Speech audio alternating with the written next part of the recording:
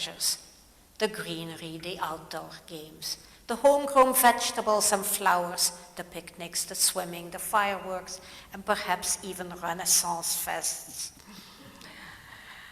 But for those of us who grow perennial flowers in our gardens, it's a very special time. And there is a predictability in which varieties come back strongly each year, and which ones seem to be languishing or withering away. No matter how many varieties of starter plants or seeds we begin with, when left unattended, the flower varieties in our perennial gardens will be dominated by yellow, and to a lesser extent, some pink, purple, and white. There's nothing wrong with that, but the most difficult color to maintain, in my view at least, and I'm speaking as a not-so-great gardener, the most difficult flower color to maintain is blue. Blue flowers either tend to be not so robust, or they only survive 2 years, like delphiniums, or they easily wilt in the sun, or they get swamped by surrounding flowers and by weeds. So what to do? Go to the nursery and buy up the blue flowering varieties every spring? Okay, I've been known to buy up all the blue delphiniums in the garden section of the store, to only find out they did not survive to bloom another year. Blue flowers need special care. They need respect. The gardener needs to pay attention to what these flowers require and help them survive and thrive.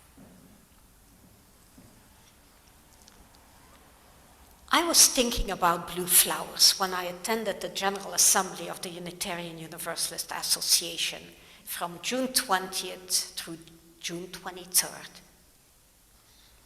The General Assembly is always an exciting time for me, and this year in particular, because important issues were coming up for a vote, most importantly, the revisions to Article 2 of the Unitarian Universalist Association bylaws. As an aside, yes, the revised article did pass with an overwhelming majority. There were more than 3,400 people who attended the assembly online. Of those, 2,750 were delegates, representing 734 congregations. And you know there are only 1,000 overall, so that's a really high percentage right there. And more than 80% of those delegates voted in favor of the revised Article 2 as amended, which contains, among others, the description of the values and the covenant of the Unitarian Universalist Association. Each of the 6 values, which are really not new values, they are the values we have held as a group. Each of the 6 values has a description of at least one sentence followed by an explanatory paragraph. So it's quite a bit of reading by the time you're done. And remember, they are justice, equality, transformation, interdependence, generosity, and plurality. We have named them and described them in different sentences over time, but these are basically our values. And I described some of the details of the revisions in my most recent weekly column, but that's not required reading. In addition to the description of the UU values and covenant, there's also a section on inspirations. It used to be called sources, but sources seem to be more specific, so this is broadening it.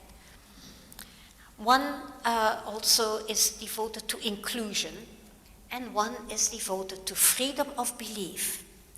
And this last one is important for all of us in case we didn't really like those revisions to the bylaws, or in case we did. But it reads like this: congregational freedom and the individual's right of conscience are central to our UU heritage. It is right there still in the bylaws. And it goes on to say, congregations may establish statements of purpose, covenants, and bonds of union, so long as they do not require that members adhere to a particular creed. Okay, that's a relief. So nothing is being imposed. Leaving that important stuff aside for a moment, this morning I want to remind myself and all of us here that our theme this month is not just about beauty, but about nurturing beauty. And one of the beautiful aspects of this General Assembly consisted of the way in which interactions among participants in the General Assembly, or the GA, were nurtured in a loving way. It did not always work out. Here are some things that were attempted to foster and nurture respectful statements and interactions. First, there was a covenant for those who spoke in favor or against a particular amendment or resolution. Respectfulness was key in this covenant. For example, if you can't say anything respectful, maybe you shouldn't say it. That was one thing I remembered. The second thing was that every speaker identified themselves visually. For example, if I talked about myself, by saying I'm a short, white, middle-aged, okay, I'm lying, woman with shoulder-length brown hair, a blue dress, and rimless glasses, and I use the pronouns she and her. And the third thing is that there were people who were called process observers. And they sometimes intervened to remind those making comments that they were saying something that was hurtful to individuals or to groups of people. And the fourth thing is that the wait list for people who wanted to comment used a method that is called progressive stack.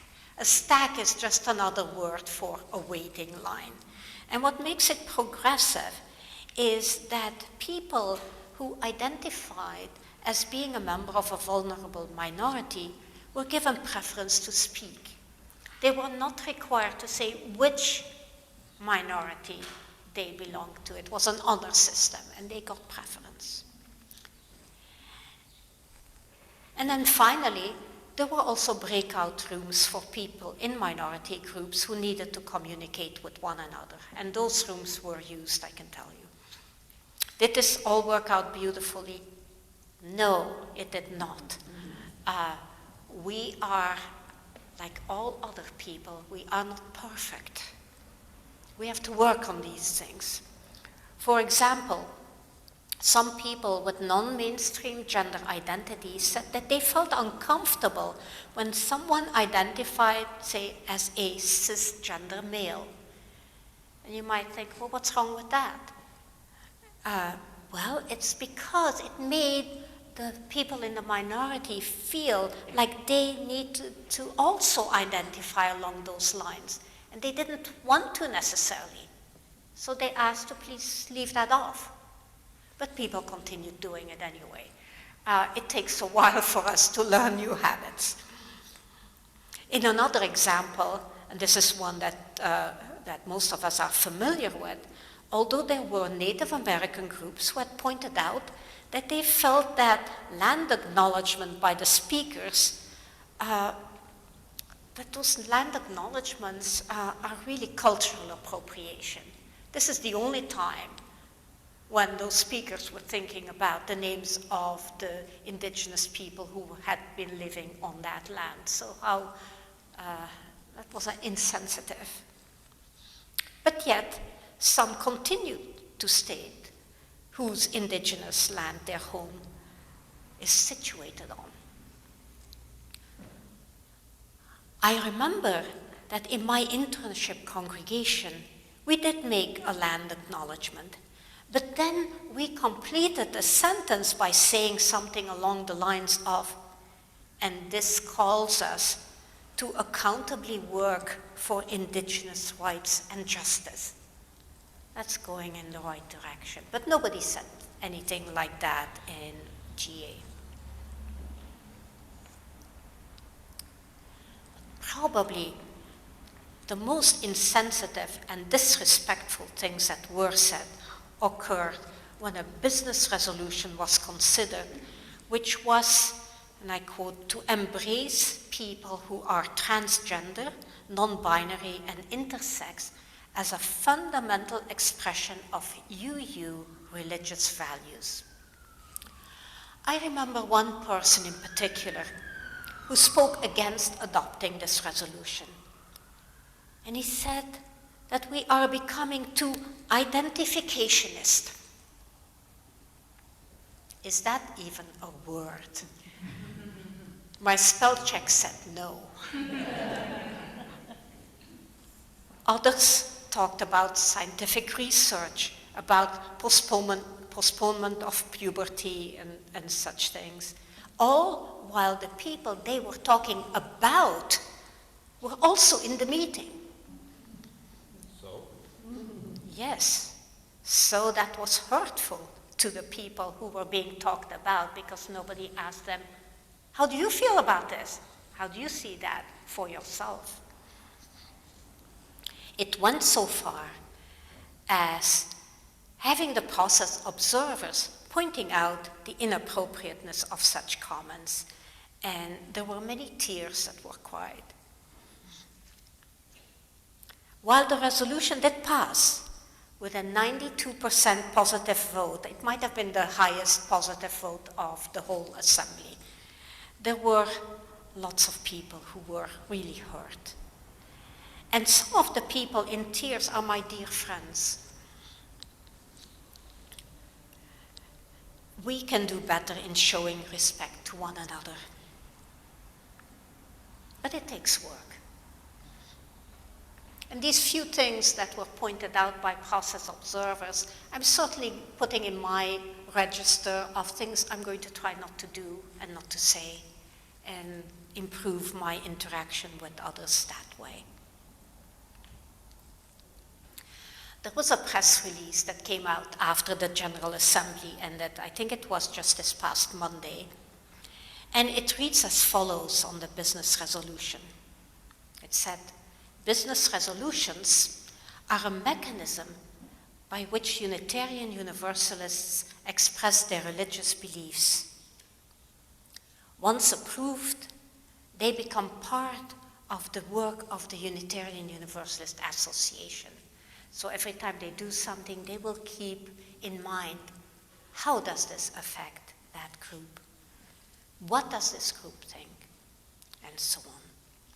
And there's another quote in the press release which stressed, and this is also in quotes, the imperative to care for those most at risk, especially due to systems of injustice, is one of our defining religious commitments throughout our UU history. These systems imperil the basic human right to experience freedom from discrimination in all areas of life, including healthcare, education, housing, free expression, and beyond, end quote. We're not yet living in a world where all have equal opportunity to flourish. The word flourish has been used quite a bit in this GA, and it's a word that has been popularized in humanism. There's a lot in the humanist manifestos about flourishing. And lately, these words have been criticized by saying, well, who really can flourish? What do we have to do in order to make it possible for people to flourish? How much money does it take? How much education? How much freedom? Yes, those who are the most vulnerable, the most at risk individuals and groups are like the blue flowers in our perennial gardens. They require special care, special attention. Their needs must be addressed in order for them to be able to flourish and in order to enrich the diversity of the gardens of all of our lives. May we be able to make it so.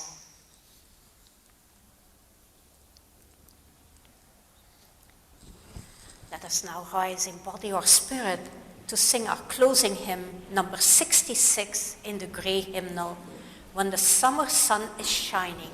So that's number 66, gray hymnal.